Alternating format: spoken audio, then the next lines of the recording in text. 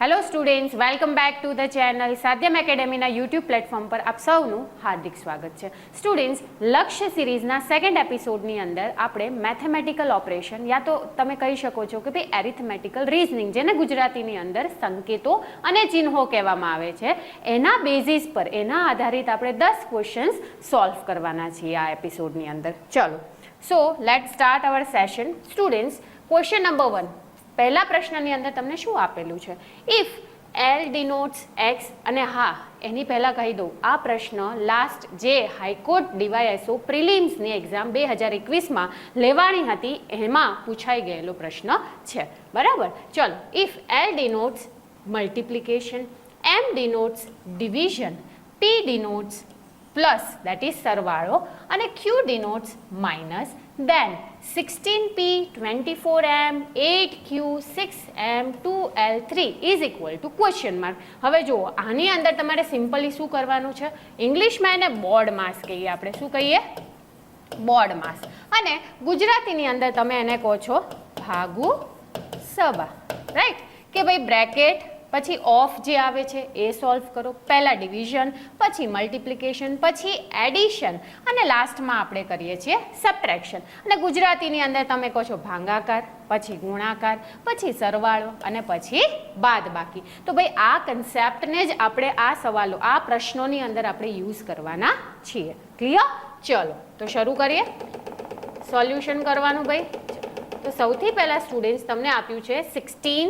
હવે જો, જ્યાં પણ તમને આલ્ફાબેટ્સ દેખાય ને ત્યાં બ્લેન્ક કરી દેવાની સૌથી પહેલાં. તો બ્લેન્ક, પછી છે 24, બ્લેન્ક 8, બ્લેન્ક 6, બ્લેન્ક 2, બ્લેન્ક અને 3. હવે જો, આલ્ફાબેટની અંદર આપણે કયા ઓપરેશન્સ પુટ કરીશું એ જોવાનું છે. અહીંયા શું આપ્યું છે? પી. તો પીની જગ્યાએ શું કરવાનું છે ભાઈ? સરવાળાની સાઇન. પછી છે એમ, એમની જગ્યાએ આવશે ડિવિઝન. પછી છે ક્યુ, તો ક્યુની જગ્યાએ શું આપ્યું છે ભાઈ? સબટ્રેક્શન. એન્ડ ધેન એમ, એમની જગ્યાએ આપ્યું છે અગેન ડિવિઝન.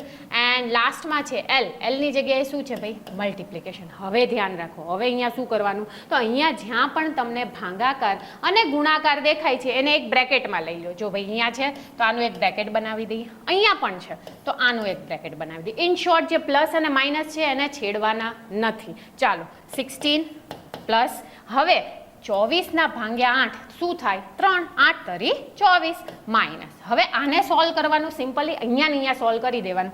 6 ભાગ્યા 2 કેટલા થાય? 3, અને 3 તરી કેટલા થાય ભાઈ? 9. ક્લિયર? ચલો, હવે 16 વત્તા 3 કેટલા થશે ભાઈ? 19, અને 19માંથી 9 જાય તો કેટલા વધે ભાઈ? 10. તો ભાઈ 10 જુઓ ક્યાં છે? ઓપ્શન એ એ તમારો કરેક્ટ આન્સર છે. છે ને ઇઝી? તો અહીંયા તમારે ખાલી કન્સેપ્ટ તમને ક્લિયર હોવો જોઈએ કે ભાઈ આજે ભાગુ સભા છે એને કેવી રીતના આપણે આમાં યુઝ કરીશું, અને સૌથી પહેલાં કઈ સાઇનનો આપણે સોલ્યુશન લાવીશું. બરાબર છે? ભાગાકાર અને ગુણાકાર સૌથી પહેલાં કરીશું, અને પછી આપણે એડિશન અને સબટ્રેક્શનમાં જ્યારે આવો તો તમે એડિશન પણ પહેલાં કરી શકો અને બાદબાકી દેટ ઇઝ સબટ્રેક્શન પણ કરી શકો.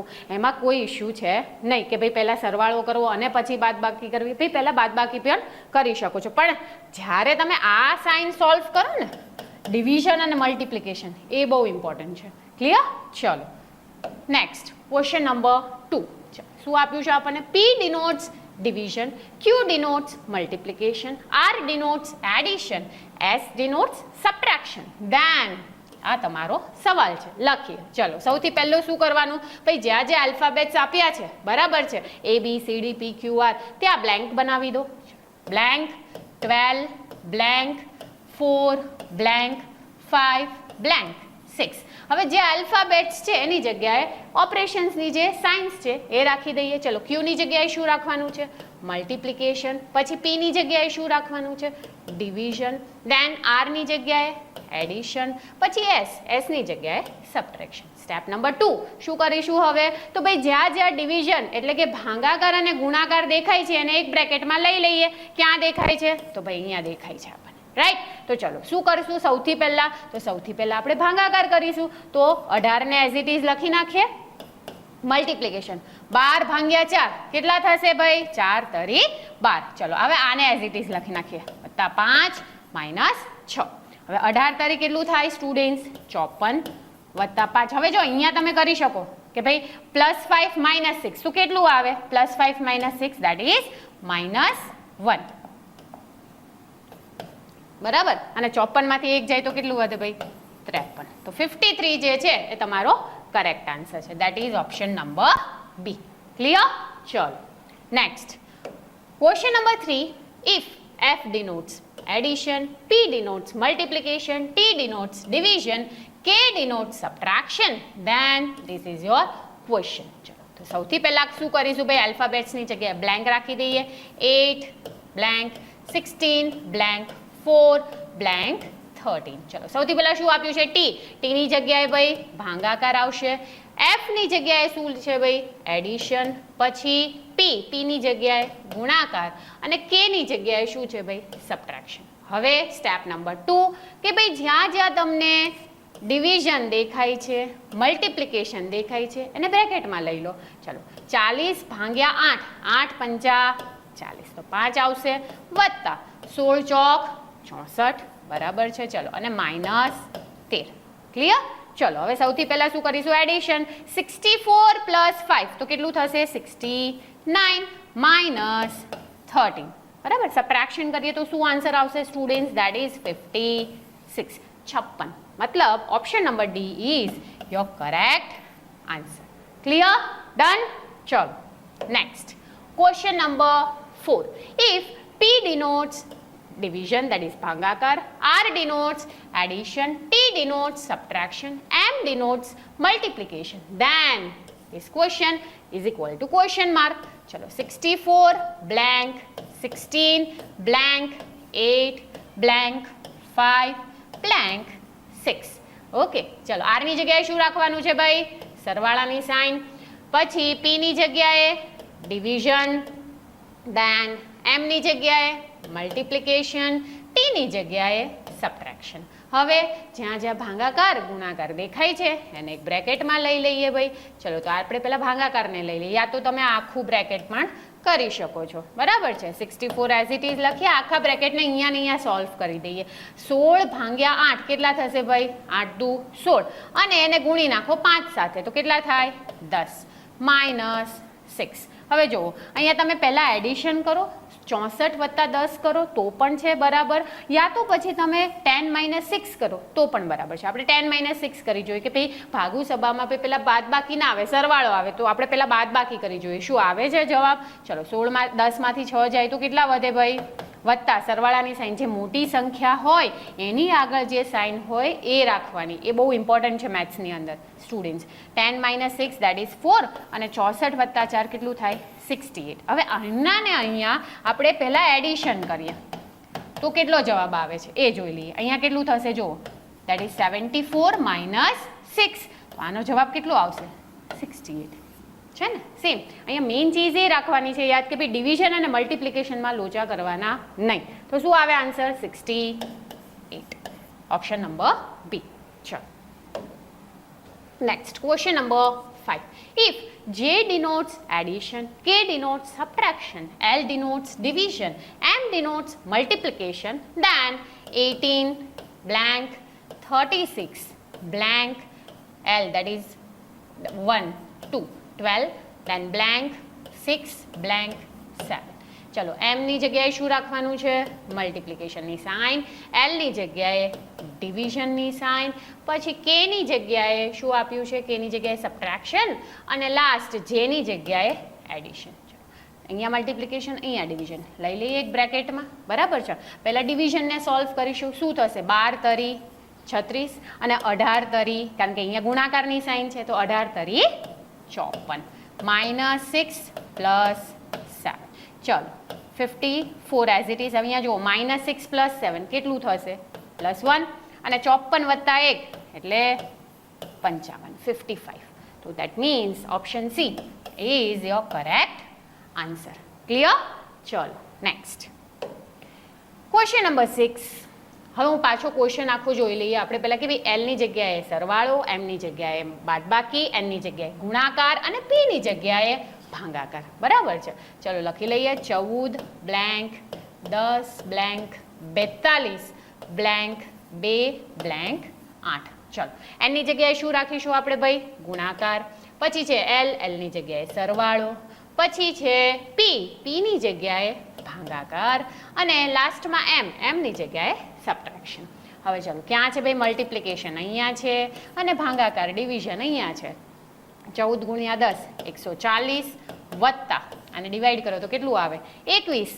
21 ગુણ્યા 2 42 થાય અને -8. ક્લિયર? ચલો આ કેટલું થશે? 161 -8. હવે 161 માંથી 8 જાય તો કેટલા વધે? 153. 153.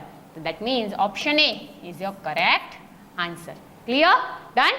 ચલો નેક્સ્ટ ક્વેશ્ચન નંબર 7. A ની જગ્યાએ સરવાળો, B ની જગ્યાએ બાદબાકી, C ની જગ્યાએ ગુણાકાર અને D ની જગ્યાએ ભાગાકાર. તો ભાઈ આ સવાલનો જવાબ શું આવશે? 18C, 14 blank, 6 blank, 16 blank, 4. ચાલો C ની જગ્યાએ શું છે? ગુણાકાર.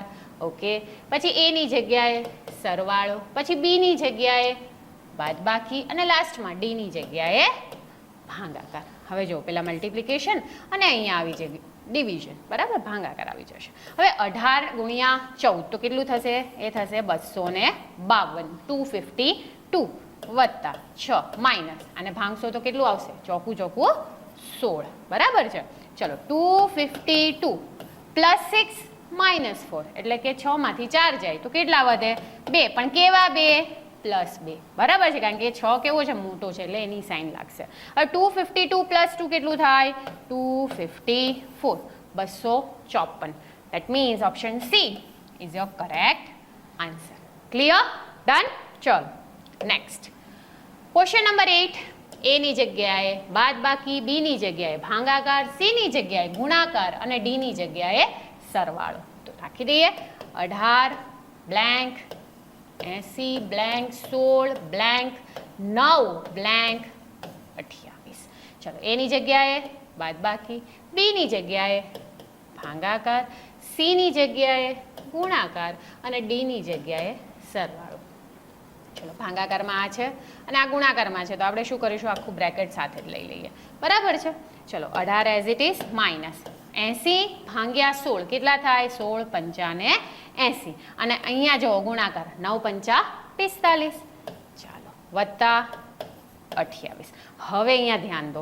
હવે આપણે આ જોઈએ ને તો આપણે ડાયરેક્ટ શું કરી નાખીએ ખબર છે? 45 + 28. અરે ભાઈ 45 ની આગળની સાઇન જોવાની. શેમાં છે 45? નેગેટિવ છે, માઇનસમાં છે. તો જો તમારે આ સોલ્વ કરવું હોય તો શું થાય? ભાઈ 45 માંથી 28 કાઢવાના, બરાબર છે? ડાયરેક્ટ 45 વત્તા 28 કરવાના નથી. અહીંયા મોટા ભાગના છોકરાઓ શું કરે છે? ભૂલ કરે છે, બરાબર? તો અહીંયા એકચ્યુઅલી કરવાનું શું કે ભાઈ 45 માંથી 28 કાઢો અને જે જવાબ આવશે નેગેટિવ આવશે, કારણ કે મોટી સંખ્યા કઈ છે? 45 છે, બરાબર? યા તો તમે એવું કરો કે ભાઈ 18 વત્તા 28 કરી દો. કેમ? કારણ કે 18 પણ પ્લસમાં છે, 28 પણ પ્લસમાં છે, બરાબર? તો 18 વત્તા 28 કરો તો કેટલું આવે? 8 ને 8 16 અને એ 1 કેરી અને 46 માઇનસ હવે અહીંયા કરી દો 45, બરાબર? અને અહીંયા શું આવશે? 46 - 45 કરો એટલે જવાબ આવશે તમારો 1. તો option she is your correct answer. Clear? Done? ચલો ક્વેશ્ચન નંબર 9. સ્ટુડન્ટ શું આપ્યું છે? જો P ની જગ્યાએ મલ્ટિપ્લિકેશન, R ની જગ્યાએ ડિવિઝન, M ની જગ્યાએ સબટ્રેક્શન અને W ની જગ્યાએ સરવાળો એડિશન. તો ભાઈ શું આવે આન્સર? ચલો 20 બ્લેન્ક, 5 બ્લેન્ક, 12 બ્લેન્ક, 3 બ્લેન્ક, 4. ચલો R ની જગ્યાએ શું આપ્યું છે? ડિવિઝન. પછી W ની જગ્યાએ એડિશન, M ની જગ્યાએ સબટ્રેક્શન અને P ની જગ્યાએ મલ્ટિપ્લિકેશન. તો જ્યાં ડિવિઝન મલ્ટિપ્લિકેશન છે એને લઈ લો એક સાથે ભાઈ, એ છૂટા પડવાના નથી. ચાલો 5 ચોક 20 વત્તા 12 માઇનસ 4 તરી 12. જો આ +12 આ -12 તો ડાયરેક્ટલી તમે કટ કરી શકો છો, બરાબર છે? તો જવાબ શું આવશે તમારો? 4.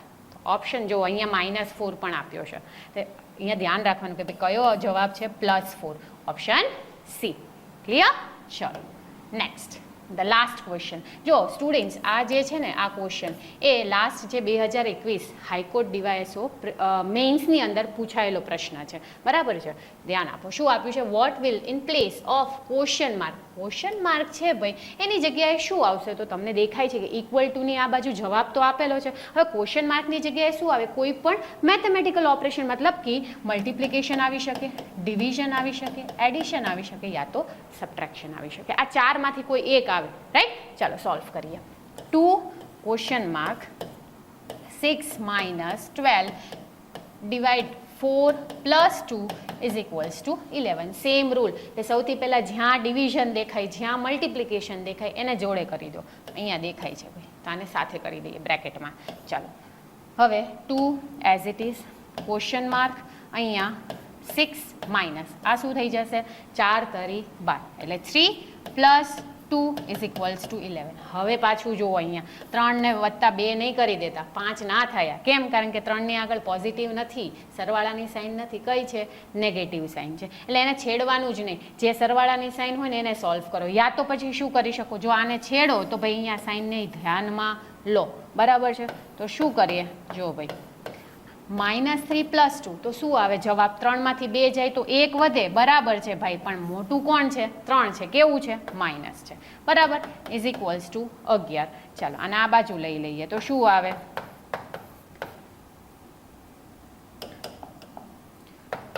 6. આ થઈ જશે 11 પ્લસ 1 તો કેટલું થાય? 2 question mark 6 is equals two 12. બરાબર. હવે અહીંયા ક્વેશ્ચન માર્કની જગ્યાએ શું મૂકીએ તો જવાબ 12 આવે? તો આપ કહેશો કે ભાઈ મલ્ટિપ્લિકેશન, ગુણાકારની સાઇન, કારણ કે 6 દુ 12. તો તમારો જવાબ શું આવ્યો સ્ટુડન્ટ્સ? કયું ઓપરેશન આવશે? ગુણાકારનું, મલ્ટિપ્લિકેશન. ક્લિયર? તો સ્ટુડન્ટ્સ આજનો એપિસોડ આપણે અહીંયા એન્ડ કરીએ છીએ. મળીએ ફરી પાછા લક્ષ્ય સિરીઝના નેક્સ્ટ એપિસોડમાં. Till then take care. જય હિન્દ, જય ભારત.